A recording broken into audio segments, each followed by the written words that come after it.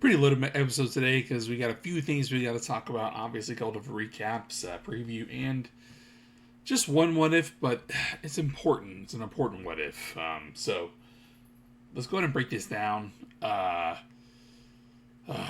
of a wild weekend. Bucks lost too, and seems like they're disintegrating, which is wild. So, anyways, so we're gonna talk about the Kings game first, and then obviously Kings second, and then we're gonna talk about the Blues game tonight, which is the Bolts' final game until after Christmas, which it will likely be my final episode until after Christmas as well, and then I'll be back on. Wife and I are going out of town for Christmas, so hopefully we can get at least a couple episodes out to y'all while we're up there. Just letting you know now, just a heads up. So, but yeah, we'll keeping track, and then follow me on Twitter at Llanes Jordan. I'll be sharing some stuff, and then I'll be on writing out for Clutch Points as well a couple of days while I'm up there. So let's go ahead and hop into this Kings game. So we all know what happened in that one. Bolts out their third straight, including the second in a row at home, the 2-1 defeat to the Kings. At their first period power play goal from Oliver Bjorkstrand, his 5th of the season, the Bolts held a 1-0 lead after about the first 20 minutes.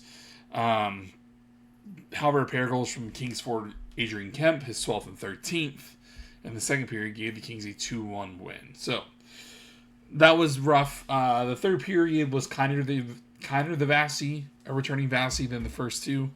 Actually, honestly, just the second period we kind of gave him some fits. Actually, better yet, even just a 10-minute period in the second period gave him fits. So it was rough. Cool thing is, Kemp was assisted by Corey Perry and Antti Kopitar on his first goal. Talks about Corey Perry, of course, on What If the other day, and he is a former Bolt. Anton Forsberg played well. He stopped 31 shots. The Kings 1A, 1B duo Forsberg and Kemper has been pretty solid. It's kept them in a lot of matchups. Yes, the Kings are kind of falling a bit in the standings, but at the same time, still a solid team. Definitely has good shots to make it in a pretty stacked Western Conference. So, Corey Perry, though, we talked to him the other day. It would be really fun to see him back in Bolt Blue. But had a good game against us, so not surprising. Sorelli and Gunsel assisted on Bjorkstrand's first period goal. Bjorkstrand's goal was his 5th of the season, remember? And then Sorelli had his 10th assist. Gunsel had his 19th. So both of those guys are really heating up right now as well. They're playing great hockey. Sorelli came back after that. He kind of had a rough... Sorry, not came back. He was out.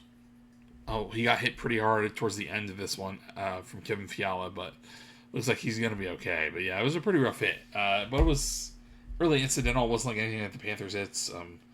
Sorelli was just backpedaling one way, looking at the puck, and if Fiala was coming the other way, looking at the puck, they don't pay attention. And so some Bulls fans just called for him to be suspended. I don't think that's necessary, to be honest with you, because it was just, I felt like pretty much an accident to me. So, but Ryan McDonough came back as well. Talk about him in a second. But Vasi, 18 shots, 900 save percentage on the night. So, not peak Vasi, but first game back after a few games off. Of course, we won't probably know what happened until later this year. But Ryan McDonough also returned. He said this post game, he said we had a lot of looks too, but like I said, we got to establish 60 minutes of relentless hockey here, especially at home. So he came off the IR. He was on there for a few weeks due to a foot injury, but now he's back and in the lineup. So good to have McDonough back. But yeah, tough loss to the Kings a few days out. But you know what? That's okay because we had a pretty good rebound. Pretty crazy comeback, right? We stopped a 3-game skid with the biggest comeback win of the season to defeat the Canes 6-4 at the bench. After the first 20 minutes, the Canes were up 3-0. It was looking pretty rough. Vasi was looking pretty rusty, if I'm being honest. Although it wasn't all on him. And, it wasn't looking too good. But, he hung in. They stuck with him. And the offense picked him up. Second period goals from Gage Goncalves and Braden Point. Goncalves is third and Point sixth. In the first minute 20, cut the Canes lead to just 3-2. So right there, we were back in it. It was fantastic to see. The rest of the Bears are furious back and forth. Both sides getting shots off, getting some good looks, having those good looks fail. But then Jack Finley, the returning Jack Finley, he had his second goal of the season at the 16:36 mark to tie it up at 3. Fantastic. Finley and Jacob Pelletier were recalled from Syracuse before the matchup. Unfortunately, Pelletier is already back in Syracuse. I don't know, guys. But I honestly really don't get it. Anyways, we'll talk about that. If we want to talk about that tomorrow, we'll talk about it after Christmas. It's just, that lead, that tie, hung for a little bit, but then, that goal from Sveshnikov, yeah, Andrei Sveshnikov. It was his 8th. It did give the visitors a 4-3 lead. It looked like, the Atlantic leaders the Metro leaders might have something up their sleeves, but wasn't meant to be. McDonough's goal of less than 30 seconds after Sveshnikov's felt like it snatched the momentum right back from the Canes, and the Bolts really just never let up after that. Pair of goals from Gunsel soon followed, including the game winner at the 6:38 mark. Biggest comeback season in the win. Biggest comeback win of the season. Apologies, get my words flipped for the Bolts. And the keep shooting tactic worked. 29 shots led to 6 goals. We'll take that all day.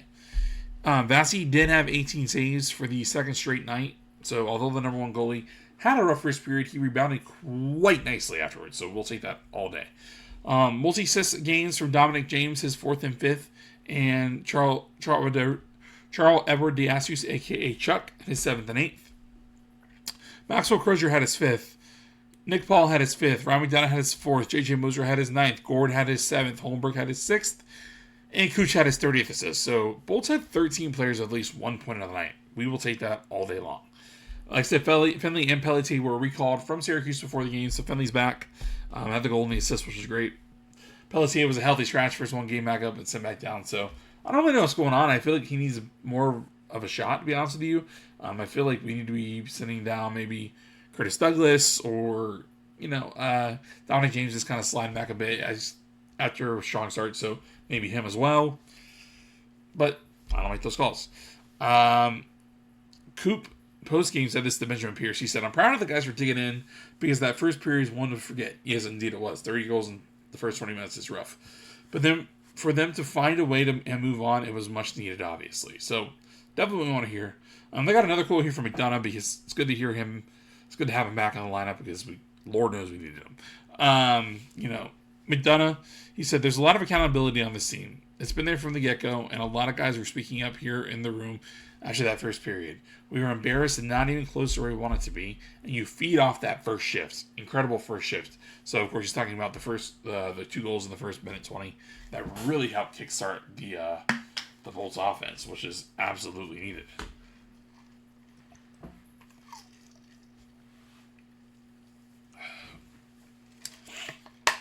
And that's what you want to see. You want to see that offense kind of spark and kick forward. Even when it's down, you want to see it try to mount a comeback. And that's exactly what we're witnessing. So I'm down to see it because that really needs to continue in this final home game against the Blues. So the Blues coming in, 4th and final home game of this home stand.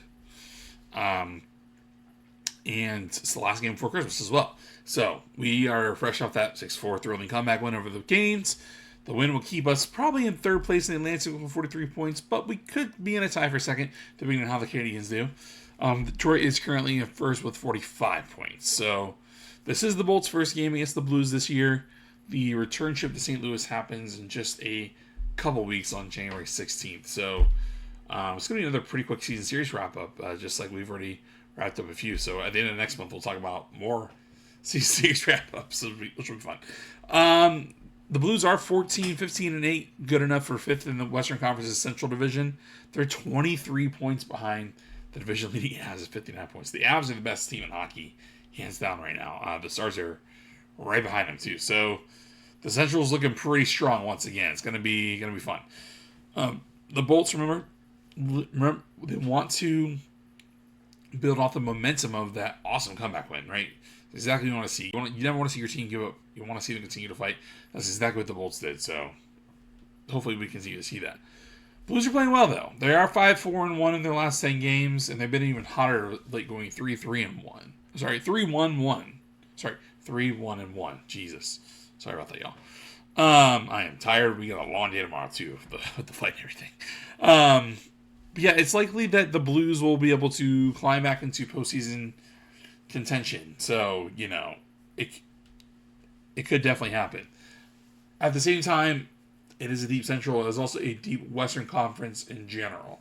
So not to mention the East is looking pretty darn good as well, especially out in the Metro. So if they can't get back into it, don't be surprised to see Bree Boy in the front office be watching this game closely. There's a lot of Blues players I think that could really help us, like a Jordan Bennington or Jake Neighbors or some other guys. So Jimmy Snuggerwood's also another guy I really like, but he is currently injured right now. So we'll see what happens. But speaking of potential trade possibilities, this is a guy I'm really, really high on. And it's Brandt Clarke. Brandt Clarke has been a guy we've seen kind of all over Bolts Twitter over the last few weeks about a potential trade. He was the 2021 8th overall pick by the Kings. He's in the middle of his second full season with the team right now.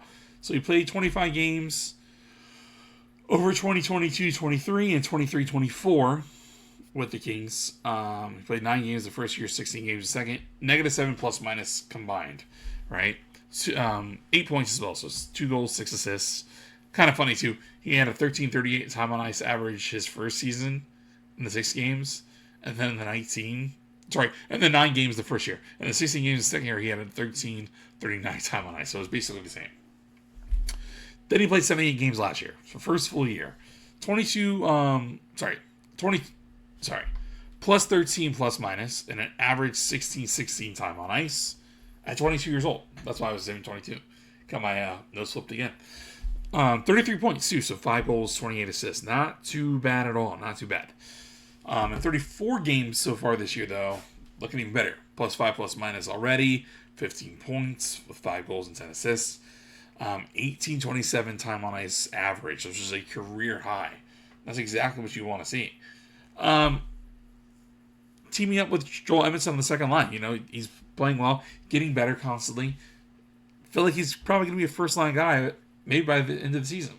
It's entirely possible. So there's a lot of really intriguing possibilities in a deal for him because he is going to be an RFA this summer. The RFA market's looking pretty darn stacked. So the Kings could get him back at a decent price. However, there's still not a new deal on the table for him. So anything is possible. At 22, he would be expensive. However, he would also be highly worth it. And it would be pretty fun to see, I think, a Brandt Clarke and J.J. Moser top line in the near future. So tomorrow, hopefully, we should have the Bears. Sorry, the Bears. I was writing about Caleb Williams earlier, so that's where my eyes are at. We should have the Blues Lightning recap, as well as a couple other interesting notes from some articles I saw in The Athletic, and a really, really cool what-if as well, involving a Blues player we just talked about. So, this is Jordan Lightning latest signing off. I'll see y'all tomorrow, and then after that, I think everyone have a good Christmas. See ya.